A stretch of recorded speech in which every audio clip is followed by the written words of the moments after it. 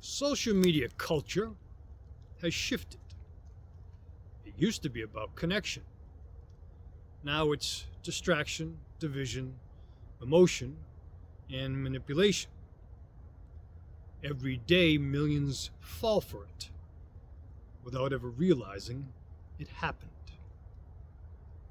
You see a headline designed to trigger you.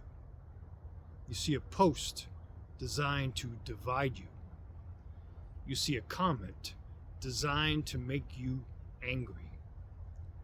And while you're reacting emotionally, the algorithm is studying what you respond to, feeding more of the same, training you to think the way it believes you want to think.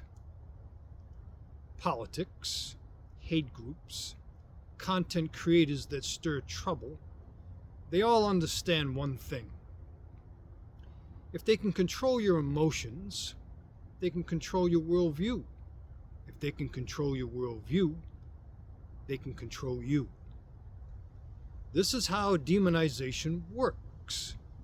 You are fed a villain. You are fed an enemy. You are fed a group you're supposed to hate, blame, or fear. Before long, you begin to think that you came to that conclusion yourself. But you didn't. You were guided there. Anger spreads faster than truth. Fear spreads faster than understanding. Division spreads faster than unity. That is why social media culture is the perfect battleground. Not for nations, but for your attention and your mind. But here's the truth. If someone can control your emotions, they own you. If they can make you hate strangers, they can blind you. If they can fill your mind with noise, they can steal your peace. Step back from the screen. Observe without reacting. Think without being pushed.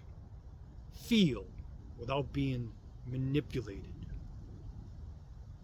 That is how you rise above the distraction.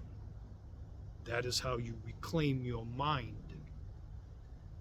And that is how you stay aligned with the source, not the loudest voices trying to hijack your world.